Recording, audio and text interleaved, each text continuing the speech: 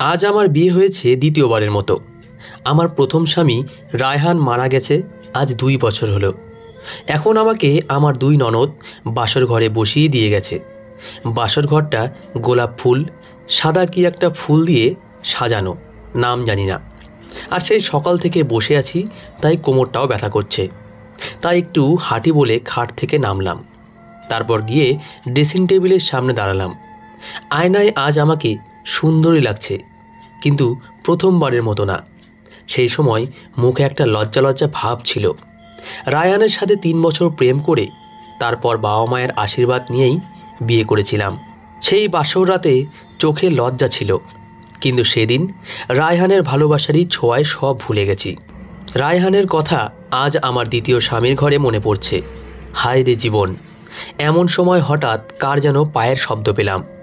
ছুটে খাটে উঠে বসলাম। নতুন বউ যেহেতু, এভাবে তো আর ঘোরাঘুরি করতে পারি না। মা খুব অসুস্থ, বলতে গেলে মারাই যাবে এত অসুস্থ। কিন্তু মারা যাওয়ার আগে আমার খুশি দেখতে চাইছে, তাই বাবা তাড়াতাড়ি আমার জন্য ছেলে খুঁজে বিয়ে দিয়ে দিল। তাও 1 সপ্তাহের মধ্যে বিয়ে দিয়েছে। শুনেছি ছেলের সাথে নাকি তার আগের বউয়ের ডিভোর্স হয়েছে, মানে ছেলের জন্য এটা দ্বিতীয় বিয়ে। তাই আমি বিয়েতে একটু অমত করেছিলাম।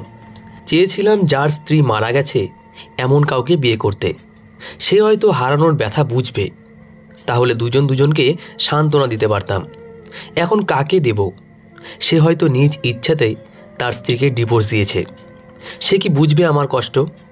নাকি রাতে শুধু আমার শরীর খুঁজবে আর দিনে কাজের মেয়ে? এসব কথা মাকেও বলেছিলাম, কিন্তু মা তখন বলল, জামাই মানেই এগুলো রে মা, তোকে মানাইয়া নিতে হবে।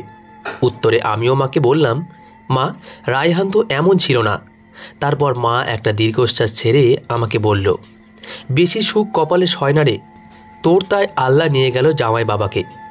আমিও মায়ের কথা শুনে চোখের জল ধরে রাখতে পারতাম না, তাই আর কথা বাড়ায়নি। তাদের কথা অনুযায়ী রাজি হয়ে যায়। আমাকে বাবা ছেলের ছবি দেখাতে চেয়েছিল, কিন্তু আমি দেখিনি। অবশ্য ছেলে দেখাও করতে চেয়েছিল, আমি দেখা করিনি। এমনকি ছেলের নাম পর্যন্ত শুনতে চাইনি। তখন বাবা শুধু বলছিল ছেলে নাকি খুব ভালো, আমাকে খুশি রাখবে। আমি বাবার এমন কথা বললেই তখন আমার ঘরে চলে যেতাম। তারপর আমার লকেটটা খুলতাম, ওখানে রায়হানের ছবি আছে। আজ বধূ সাজে অনেক গয়নাই আছে, কিন্তু আমার কাছে অমূল্য সেই লকেট। কিন্তু ভয় লাগছিল, যদি সে এই বাসর ঘরের সব গয়নার সাথে সেটাও খুলে ফেলে। আমি আমার মনকে রেডি করেছিলাম। আমার দেহ নিয়ে যতই সে খেলুক, কিন্তু আমার এই মন শুধু রায়হানের, ভালোবাসাও শুধু রায়হানের জন্য। এসব চিন্তা নিয়ে যখন মাথা ঘোরপাক খাচ্ছিল আমার, তখন কে যেন দরজা খুলে ভেতরে আসলো। কে আর হবে? আমার নতুন স্বামী। আমার খুব ভয় লাগছিল, আজ আমি আর রায়হানের থাকবো না। তারপর সে আমাকে ডাক দিল, মীরা। ডাক শুনে আমি হঠাৎ চমকে উঠলাম, কারণ এটা আমার পরিচিত কণ্ঠ। কিন্তু কে সে? মীরা বুঝি? এবার আমি রীতিমতো অবাক। কে ইনি? এইভাবে তো আমাকে শুধু রায়হান ডাকতো। এখন আমার রায়হানের কথা মনে আসছিল খুব। চোখ আর ধরে রাখতে পারলাম না। রায়হান বলে চিৎকার করে কান্না করতে লাগলাম। তারপর সে এসে আমার কাঁধে হাত রাখল, কিন্তু আমি ক্রমশ কান্না করে যাচ্ছি। তখন এক পর্যায়ে আমার মনে হলো 1 ফোঁটা পানি আমার কাঁধে পড়ল। আমি কান্না থামালাম। তারপর মাথা উঠিয়ে দেখলাম ও আমার বেস্ট ফ্রেন্ড কাব্য। হ্যাঁ, কাব্য। ভার্সিটিতে আমি, রায়হান আর কাব্য খুব ভালো বন্ধু ছিলাম। আমার আর রায়হানের সম্পর্ক হওয়ার পরই ও ওর পরিবারের সাথে বিদেশ চলে যায়। ওর জন্য আমি প্রচুর কেঁদেছিলাম, কারণ সে আমাকে কিছু না বলেই চলে গিয়েছিল। কিন্তু আজ এমন সময়ে ওর সাথে আবার দেখা হয় যখন আমি তার দ্বিতীয় স্ত্রী। আমার চোখে জল দেখলে কাব্য আগেও আমার সাথে কান্না করত, আজও কান্না করছে। তারপর আমি ওকে দেখার পর আমার কান্না থামালাম। আমি এ মুহূর্তে বুঝতেই পারছি না কি করব। পুরনো বন্ধুকে ফিরে পাওয়ার আনন্দে খুশি হয়ে তাকে জড়িয়ে ধরব, নাকি নতুন স্বামী হিসেবে ওকে সালাম দেব। আমার জীবন যেন এক মোড়ে এসে থেমে গেছে। আমার একদম স্তব্ধ হয়ে গেলাম। তারপর কাব্য আমার স্তব্ধটা বুঝতে পেরে চট জলদি ছুটল পানি আনতে, আর ছুটতে গিয়ে পড়ে গেল। আর তা দেখে আমি সাথে সাথেই হেসে উঠলাম। আজ অনেক দিন পর আমি হেসেছি। রায়হান যাবার পর এই প্রথম আমার মুখ দিয়ে হাসি ফুটল। আসলে কাব্য এভাবে পড়ে যাওয়ায় আমি হাসছিলাম, আর হাসতে হাসতে এক পর্যায়ে কান্না করে দিলাম। তখন আমার কান্না দেখে কাব্য উঠে আমার কাছে আসলো। তারপর বলল, এই নে বুচি। এক গ্লাস পানি আমার সামনে এগিয়ে দিয়ে, প্লিজ কাব্য, আমাকে বুচি ডেকো না, আমার রায়হানের কথা মনে পড়ে যায়। আচ্ছা, ডাকবো না, মীরা বলে ডাকবো, প্লিজ এবার পানিটা নাও। তখন আমি কাব্যর দিকে বেশ কিছুক্ষণ তাকিয়েছিলাম। ওর কথা আর রায়হানের কথার সাথে বেশ মিল আছে, আর থাকবেই তো। ভার্সিটিতে ও আর রায়হান খুব ভালো ফ্রেন্ড ছিল। তারপর আমি পানিটা নিয়ে পান করলাম। সত্যি বলতে অনেক পানির পিপাসা পেয়েছিল। পানিটা খেয়ে নেওয়ার পর গ্লাসটা নিয়ে গেল কাব্য। ও যাবার পর মনটা কেমন জানি করছিল। আমার সাথে এটা কি হলো? যাকে জীবন দিয়ে ভালোবেসেছি সে আমার জীবন নিয়েই চলে গেল। আর যার চলে যাওয়ার পর, অর্থাৎ কাব্য বিদেশে চলে যাওয়ার পর, আমি আর রায়হান ওকে অনেক খুঁজেছিলাম। অবশ্য বেশি রায়হান খুঁজেছিল, কিন্তু আজ তার দেখা মিলেছে ঠিক, কিন্তু রায়হান নেই। আমি এসব ভাবছিলাম। এদিকে কিছুক্ষণ পর দেখি কাব্য একটা প্লেটে ভাত নিয়ে এসেছে। তারপর আমাকে বলল, এই নাও ভাত খাও। না, আমার ক্ষুধা লাগে নাই, তুমি খাও। তারপর দেখলাম কাব্য ভাত মাখছে। কি আর মনে হয় নিজেই খাবে? কিন্তু না, কাব্য ভাত মাখিয়ে আমার মুখের সামনে নিয়ে এসে বলল, মীরা হা করো প্লিজ। কাব্য, না আমি খাবো না। আচ্ছা মীরা, তোমার মনে আছে আমাদের ইংলিশ প্রফেসরের নাম কি? কাব্য বলল, মনে আছে, দিলারা মাহবুব। কথাটা বলার মাঝে মাঝে কখন যে কাব্যর কথার মাঝে আমি হা করে ভাতটা খেয়েছি মনে নেই। কাব্য ঠিক এভাবে আমাকে ওর কথার ছলে ভাত খাইয়ে দিল, আর আমিও কখন যে ভাত খাওয়া শেষ টেরই পেলাম না। মীরা, দেখেছো ভাত খাওয়া শেষ, এখন হতে আমি তোমাকে ভাত খাইয়ে দিব। অনেক রোগা হয়ে গেছো, আগে কত সুন্দর গোলুমলু ছিলে, আর এখন। এদিকে আমি কাব্যর এরকম কথা শুনে আবার আমার চোখ ছলমল করে উঠল। খুব ইচ্ছা করছিল বন্ধুকে জড়িয়ে ধরে একটু কান্না করি, কিন্তু ভয় করছিল যদি অনুভূতির কারণে অন্য কিছু হয়ে যায়। কারণ ও এখন আমার দ্বিতীয় স্বামী, আমার এই দেহটার প্রতি ওর তো অধিকার আছে। তখন কাব্য আমার কান্নার চোখ দেখে বলল, প্লিজ মীরা, কান্না করো না, তোমার চোখের পানি দেখলে আমার কষ্টে বুক ফেটে যায়। যাও ওয়াশরুমে গিয়ে ফ্রেশ হয়ে এসো। আমিও কাব্যর কথা মতো ওয়াশরুমে গিয়ে ফ্রেশ হয়ে নিলাম। তারপর সব গহনা খুললাম, কিন্তু লকেটটা দেখে আর কান্না থামাতে পারলাম না। বেসিনের কল ছেড়ে জোরে জোরে কান্না করছিলাম, চিৎকার করে কান্না করতে লাগলাম। আর রায়হানের ছবিটা খুলে দেখছিলাম। রায়হানকে খুব বলতে ইচ্ছা করছে, দেখো তোমার বেস্ট ফ্রেন্ডকে পেয়েছি, কিন্তু তোমার বুচি তার দ্বিতীয় স্ত্রী। তখন হঠাৎ কাব্য ওয়াশরুমের দরজায় ধাক্কা দিল আর বলল, মীরা, মীরা একটু বের হও প্লিজ। কাব্যর আওয়াজ শুনে আমি জলদি লকেটটা খুললাম, কারণ মাকে কথা দিয়েছি। মা বলেছিল, মারে তোর বর্তমান স্বামীকে কখনো বুঝতে দিবি না যে তুই জামাই বাবাজিকে মিস করছিস। তখন আমিও মাকে বলেছিলাম, রায়হানকে আমি কখনো ভুলতে পারবো না, আর তুমি মিস করার কথা বলছো। মা তখন আমার কথা শুনে কাঁদত। যাই হোক, আমি মায়ের কথা রাখতে পারলাম না। কাব্যর সামনে আমি রায়হানের জন্য কেঁদেছি। তারপর ওয়াশরুম থেকে বের হয়ে আসলাম, দেখি কাব্য বিছানা গুছাচ্ছে। এটা দেখে হঠাৎ আমার বুকে ব্যথা উঠল। তাহলে এখন কি কাব্য আমাকে তার স্ত্রী বলে ঝাঁপিয়ে পড়বে? হয়তো পুরুষই তখন জানতো। আমাকে দেখে একটু মুচকি হাসি দিল আর বলল, মীরা তুমি খাটে ঘুমাও, আমি সোফায় ঘুমাবো। কথাটা শোনার পর আমি ওর দিকে এক দৃষ্টি দিয়ে তাকিয়েছিলাম। হয়তো বন্ধু বলে আমাকে দেখে একটু মায়া করল। তারপর আমি গিয়ে বিছানায় বসলাম। সোফায় বসে ল্যাপটপ দিয়ে কাজ করছে ও। আমি ওর দিকে তাকিয়েছিলাম আর ভাবছিলাম, বাবা তো বলেছিল আমার স্বামী মানে কাব্য ডিভোর্সি, কিন্তু আমি জানি কাব্য অনেক ভালো একটা ছেলে, তাহলে কেন ওর ডিভোর্স হলো? তখন মনে একটু সাহস করে ওকে জিজ্ঞেস করলাম, আচ্ছা কাব্য, তুমি বিয়ে কবে করলে, আর ছাড়াছাড়ি কবে হলো? আমার প্রশ্ন শুনে কাব্য কিছুক্ষণ চুপ ছিল, প্রায় অনেকক্ষণ। মনে হয় আঘাত পেয়েছে আমার কথায়, তাই আমি আর কিছু বললাম না। আমার নিজের কষ্টের শেষ নেই, আবার অন্যের কষ্ট কি ভাবব, তাই শুয়ে পড়তে নিলাম। তখনই কাব্য বলে উঠল, ওর নাম রিয়া ছিল। কাব্যের কথা শুনে আমি সাথে সাথেই উঠে বসলাম। তারপর কাব্য আবার বলতে শুরু করলো, রিয়ার সাথে আমার বিয়ে বাবা মার মাধ্যমেই হয়েছিল, এবং বিয়ের কিছুদিন পর আমরা বিদেশ চলে যাই। তার 1 বছর পর আমার একটা মেয়ে হয়, ওর নাম রায়শা। কিন্তু রায়শার বয়স যখন 5 মাস, রিয়া তখন নতুন করে কাউকে ভালোবাসে। নতুন একজন ভালোবাসার মানুষ পেয়ে যায়। অবশ্য আমি পরকীয়া বলবো না এটাকে। রিয়াকে হয়তো আমি খুশি রাখতে পারিনি, তাই সে নতুন ভালোবাসা পেয়েছে যে তাকে খুশি রাখবে। তারপর ও আমার কাছে ডিভোর্স চায় এবং আমিও ওকে খুশি মনে ডিভোর্স দিয়ে দিই। কিন্তু খারাপ লাগতো আমার মেয়ের জন্য। আমি আমার মেয়ের সাথে দেখা করতে যেতাম মাঝে মাঝে। রিয়া এবং তার স্বামী আমাকে দেখা করতে দিত, কিন্তু মিনিট খানেকের জন্য। তারপর থেকে নিজের মেয়ের সাথে মিনিট খানেক দেখা করতাম। এভাবে রাইসার বয়স যখন 2 বছর পূর্ণ হয়, তখন আমার রাইসা নাকি খুব অসুস্থ হয়ে যায়। অবশ্য তখন আমি বিদেশে। তারপর একদিন সকালে রিয়া আমাকে ফোন নিয়ে বলল আমার মেয়ে রাইসা নাকি আর দুনিয়াতে নেই। আসলে আমি কতটা দুর্ভাগা যে নিজের মেয়েকে শেষ দেখা পর্যন্ত দেখতে পারিনি। তারপর কাব্য একটু স্তব্ধ। এদিকে আমার কাব্যর কথা শুনে মনে হচ্ছিল আমার কষ্ট ওর কষ্টের কাছে তুচ্ছ। কারণ কাব্য যখন রাইসার কথা বলছিল আর চোখ দিয়ে পানি পড়ছিল, তখন আমি নির্বাক দর্শকের মতো তা দেখছি আর ভাবছি কি করব আমি। কাব্যকে বন্ধুর মতো সান্ত্বনা দেব নাকি স্ত্রীর মতো? তারপর একটা সময় কাব্য ওর চোখ মুছে লাইট অফ করে দিয়ে বলল, মীরা ঘুমাও প্লিজ, আজ অনেক ধকল গেছে। আমি শুয়ে পড়লাম, কিন্তু আজ আমি যেন রায়হানের কথা না ভেবে কাব্যর কষ্টের কথা ভাবতে ভাবতে ঘুমিয়ে পড়লাম। সকালে কাব্য আমাকে ডাক দিল। আমি ঘুমের ঘোরে স্পষ্ট শুনছি কাব্য বলছে, মীরা মীরা ঘুম থেকে ওঠো প্লিজ। তারপর আমি ওর কথা মতো উঠলাম। নামাজ পড়বে না মীরা? না, যার আজ কিছুই নেই সে আজ আল্লাহর কাছে কি চাইবে? আমার কথা শুনে কাব্য কিছুক্ষণ চুপ ছিল।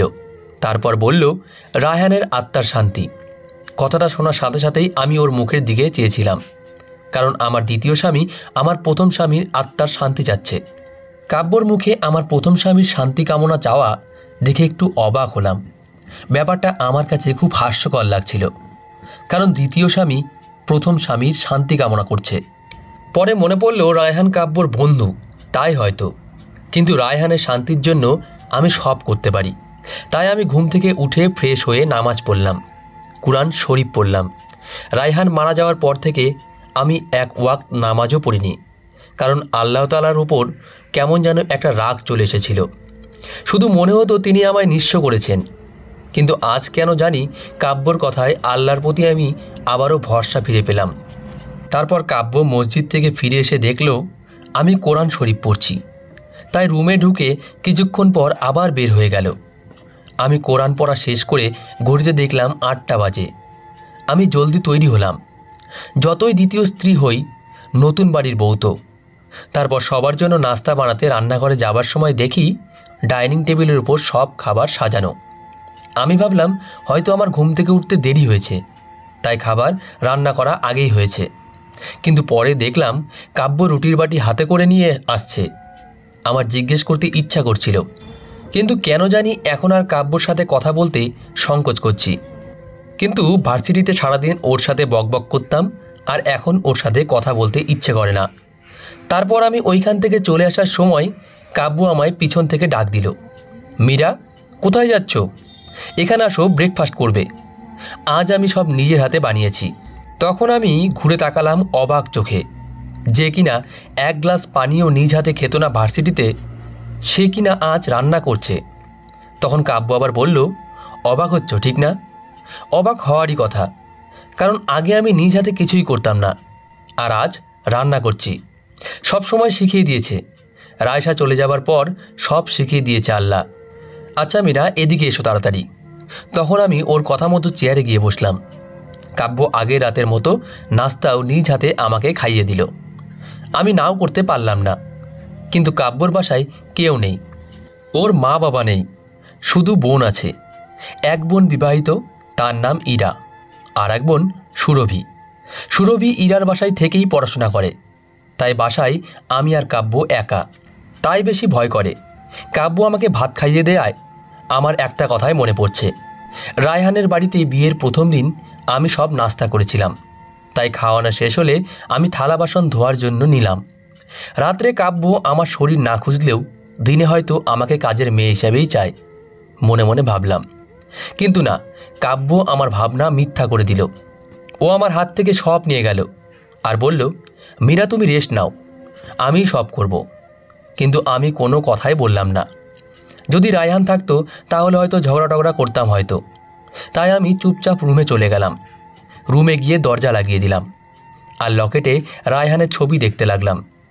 আমার খুব মন খারাপ থাকলে শুধু রায়হানের ছবি দেখি।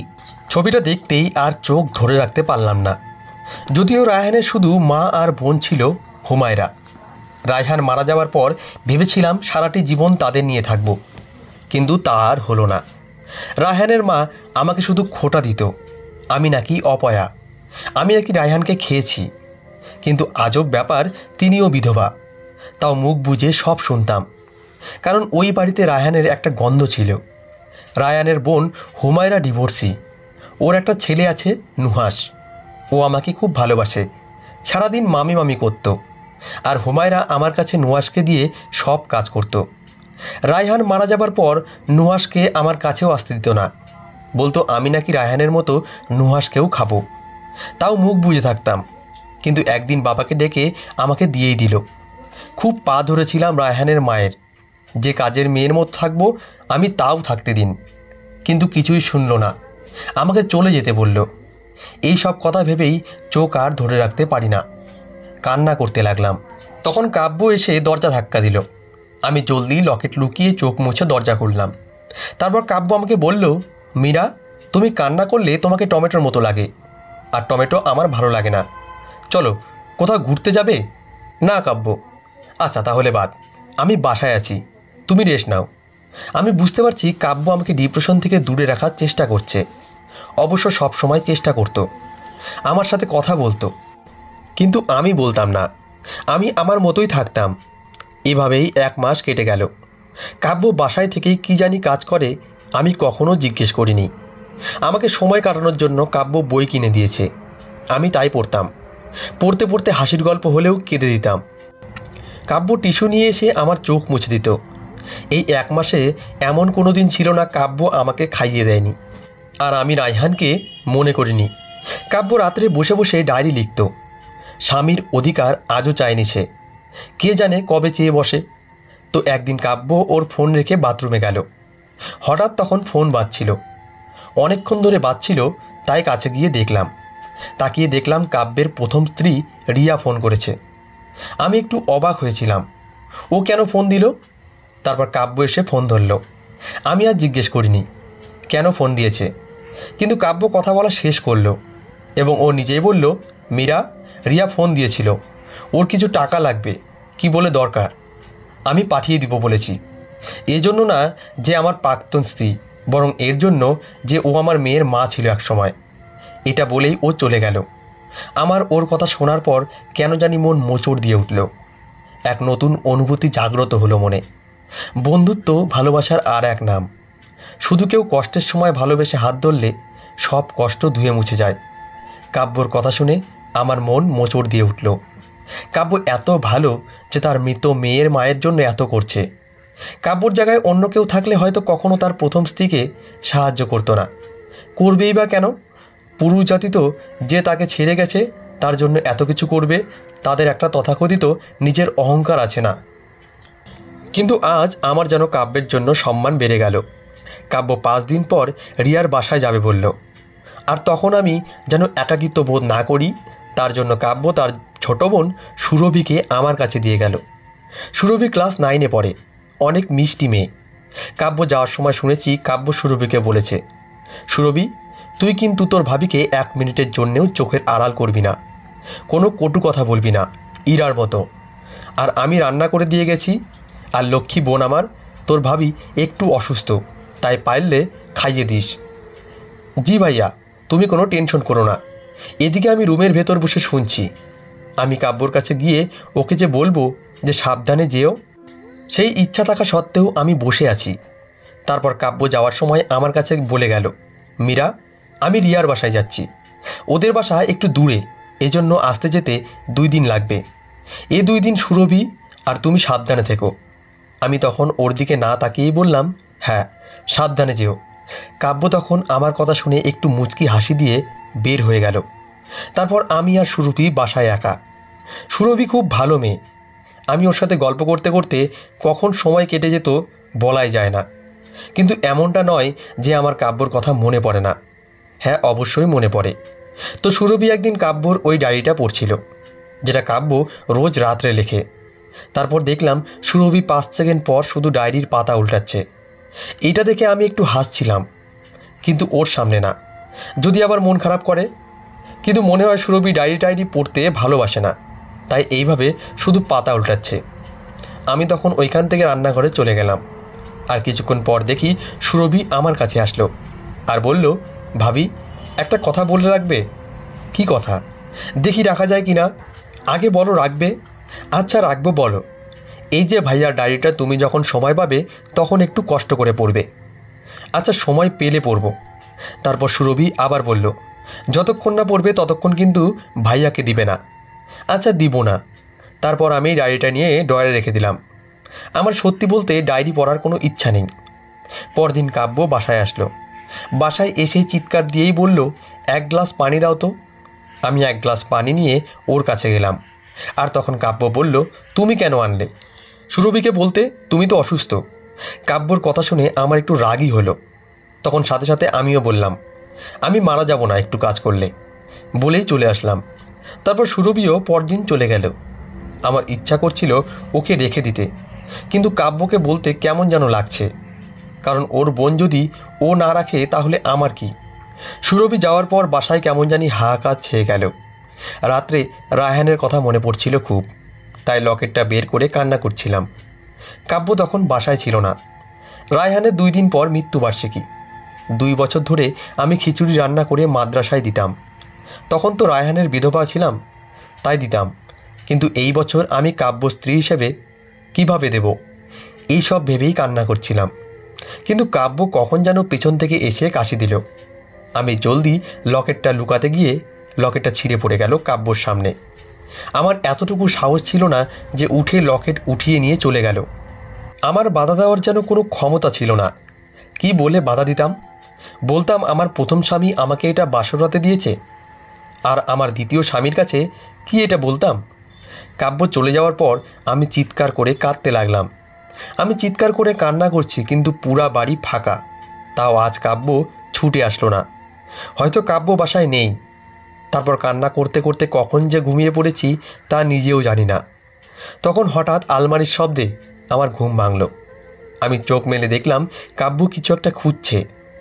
গায়ের জামা দেখে মনে হলো এখন এসেছে। আমার আর ওর দিকে নজর নেই, শুধু নজর ওর হাতের দিকে। আমার লকেটটা কোথায়? চোখ দিয়ে তাই খুঁজছিলাম, কিন্তু মুখে বলার সাহস নেই যে আমি বলবো, কাব্য আমার লকেটটা দাও। কাব্য হঠাৎ আমার দিকে তাকালো, আর আমি মাথা নিচু করে ফেললাম। কোন মুখে ওর দিকে তাকাতাম আমি? তারপর কাব্য আবার লাইট অফ করে বাইরে চলে গেল। আমার একটু অবাক লাগছিল, কারণ আজ কাব্য আমাকে খাইয়ে দেয়নি। আর কাব্যের মনটাও কেমন জানি খারাপ লাগছিল। এইসব ভাবতে ভাবতে আমি আবার ঘুমিয়ে পড়লাম। সকালে কাব্য ডাক দিল, মীরা, ঘুম থেকে ওঠো প্লিজ। আমি জলদি করে উঠে বসলাম। তারপর ফ্রেশ হয়ে নামাজ পড়লাম। তখন কাব্য বলল, মীরা, চাল মাংস সব এনেছি, এখন যাও রান্না করো। আমি একটু বিস্মিত হয়ে জিজ্ঞেস করলাম, কি রান্না করব? ওমা, তুমি ভুলে গেছো আজ রায়হানের মৃত্যুবার্ষিকী? তুমি না রোজ মাদ্রাসায় বাচ্চাদের খিচুড়ি রান্না করে দাও, তার জন্যই তো এনেছি। জলদি রান্না করো, 12টায় দিয়ে আসবো। আমি ওর কথা শুনে যেন মূর্তি হয়ে দাঁড়িয়ে রইলাম। কি বলবো, কি করব, সব যেন বোধ হারিয়ে গেল ওর এই কথা শোনার পর। কাব্য তখন আমার হাত ধরে আমাকে রান্নাঘরে নিয়ে গেল। তারপর আমি জলদি রান্না করা শুরু করলাম। অবশ্য কাব্য আমাকে অনেক সাহায্যও করেছে। অবশেষে রান্না শেষ হলো। কাব্য খাবার নিয়ে মাদ্রাসায় গেল, আর আমি পিছন থেকে ওকে দেখতে লাগলাম। তখন অন্যরকম একটা অনুভূতি যেন কাজ করছিল আমার মধ্যে। রায়হানের জন্য এমনকি মসজিদে মিষ্টিও দিল কাব্য, এবং সেই মিষ্টি কাব্য নিজে রায়হানদের বাসায় নিয়ে গেল। আজ রায়হানের মৃত্যুবার্ষিকী, অথচ আজ রায়হানের জন্য আমার চোখের পানি পড়েনি, বরং কাব্যর এত ভালো মানসিকতার জন্য কেঁদেছি। রাত্রে কাব্য আমাকে আবার খাইয়ে দিল, কিন্তু আজকে ওর খাইয়ে দেওয়াতে যেন আমি সবচেয়ে বেশি খুশি হলাম। খাওয়া দাওয়া শেষ করে যখন রুমে গেলাম তখন কাব্য বলল, হাতটা দাও। কেন? প্লিজ দাও। আমি হাতটা বাড়ালাম। তখন কাব্য আমাকে আমার লকেটটা ঠিক করে এনে দিল। কাব্য আমার দিকে তাকিয়ে বলল, জানো, এটা কাল ঠিক করার জন্য আমি তোমাকে গতকাল খাইয়ে দিতে পারিনি। সরি। এ মুহূর্তে আমি কাব্যকে কি বলবো ঠিক বুঝতে পারছিলাম না। ইচ্ছা করছিল ওকে জড়িয়ে ধরে কান্না করতে, কিন্তু মনের সাহস ছিল না। আমি লকেটটা খুলে দেখিও নি। একটু করে কাব্যর দিকে তাকিয়ে শুয়ে পড়লাম। আজ চোখে পানিও নেই। চোখের পানি বন্ধ হওয়ার যেন একটা কারণ পেয়ে গেছিলাম। পরের দিন সকালে কাব্যকে বললাম, কাব্য, সুরভিকে আমাদের কাছে আনবে, আমাদের এখান থেকেই লেখাপড়া করুক। আমার কথা শুনে কাব্য যেন খুশিতে পাগল হয়ে গেল। হ্যাঁ, নিশ্চয়ই আনবো। তুমি এই প্রথম আমার কাছে কিছু চেয়েছ। এছাড়া আগে সুরভি আমার আর রিয়ার সাথে থাকতো, কিন্তু রিয়া ওকে ভালোভাবে ট্রিট করতো না, তাই ইয়ার কাছে পাঠিয়ে দিয়েছি। আর এখন তুমি যেহেতু বলছো, আমি আগামীকাল গিয়ে নিয়ে আসবো। আজ কাব্যর মুখে রিয়ার কথা শুনে কেন জানি আমার খুব খারাপ লাগলো। এদিকে এই বলে কাব্য সুরভিকে আনতে চলে গেল। তখন আমার সুরভির দেওয়া ডায়েরির কথা মনে পড়ল। ও এখন আসবে, যদি জিজ্ঞেস করে কি বলবো, তাই ড্রয়ার থেকে ডায়েরিটা বের করলাম। ডায়েরিটা খুলতেই প্রথম পেজে একটা ডেট লেখা ছিল। ডেটটা কাব্য আর আমার বিয়ে। পরের পেজ উল্টালাম, দেখি লেখা দুটি লাইন, ও আমার প্রথম ভালোবাসা ছিল, আর আজ ওর সাথেই আমার বিয়ে হলো। কি ভাগ্য! এটা দেখে যেন আমার পায়ের নিচ থেকে মাটি সরে গেল। আমি আবার পেজ উল্টালাম, দেখি লেখা, ও আজ আমার সাথে কথা বলেনি, আমি কথা বলেছি। আর আমি এইভাবে পেজ উল্টাতে লাগলাম, আর প্রতি পেজে একটা করে কথা ছিল। এই 1.5 মাসে যে আমি কখন কখন কথা বলেছি আর কখন কথা বলিনি। তারপর শুধু শেষের পেজে লেখা ছিল, আমি ওকে আবার ভালোবেসে ফেলেছি। এখন আমার চোখ দিয়ে পানি পড়তে লাগলো। এটা ভালো লাগার পানি। এদিকে কাব্য সুরভিকে নিয়ে আসলো। তারপর আমি কাব্যর সাথে যেন স্বাভাবিক হতে লাগলাম আস্তে আস্তে। কিন্তু আমি ওকে কি ভালোবাসি তা জানি না। এভাবে রায়হানের কথা মনে পড়তো মাঝে মাঝে, কিন্তু এখন কান্না করি না। আর এভাবেই 8 মাস কেটে গেল। তো একদিন রান্নাঘরে আমি কাজ করছি, তখন সুরভি এসে বলল, ভাবি, জলদি আসো, দেখো ভাইয়া কি এনেছে। এসে আমার হাত টেনে নিয়ে গিয়ে দেখি বাইক। আমি সাথে সাথে কাব্যকে চিৎকার দিয়ে গিয়ে জড়িয়ে ধরলাম, আর ওই প্রথমবার বললাম, প্লিজ কাব্য, রায়হান এই বাইকের জন্য অ্যাক্সিডেন্ট হয়েছে, আমি কিছু করতে পারিনি, কিন্তু তোমাকে আমি হারাতে পারবো না। আমি তোমাকে ভালোবাসি। সত্যি বলতে আমি নিজের অজান্তে ওকে ভালোবেসে ফেলেছি, তা নিজেই ওই দিন মুখ দিয়ে স্বীকার করেছি। আর কাব্য, ও যে আমাকে ভালোবাসে তা ওই দিন বলেছে, তাও নিজেদের সময় দিয়ে। এরপর আজ 1.5 বছর পর আমরা আমাদের দাম্পত্য জীবন শুরু করি। কাব্য আমাকে বলেছিল, এখন বুচি বলে ডাকি। না কাব্য, আমি মীরা নাম দিয়ে আমার জীবনে নতুন অধ্যায় শুরু করতে চাই। এরপর আজ 5 বছর আমার নতুন জীবনে দ্বিতীয় স্ত্রীর রূপে। আমার যমজ সন্তান হয়েছে, তাদের বয়স 6 মাস, একটি মেয়ে একটি ছেলে। মেয়ের নাম আমি রেখেছি রায়শা, আর ছেলের নাম কাব্য রেখেছে রায়হান। আজ ওই লকেটও আমি খুলে রেখেছি, কারণ রায়হানই আমার আর কাব্যর ফ্রেন্ডশিপ করেছিল। ওই হয়তো আমাকে আর কাব্যকে এক সুতায় বেঁধে রেখেছে। তাই আমার কাছে দ্বিতীয় বিয়ে মানে পুনরায় হাসির জন্য একটি কারণ। তো বন্ধুরা, আজকের গল্পটি এই পর্যন্তই। গল্পটি আশা করি সবার ভালো লেগেছে, তাই একটি লাইক করবেন এবং কমেন্টে আপনাদের মতামত জানাবেন। ধন্যবাদ সবাই।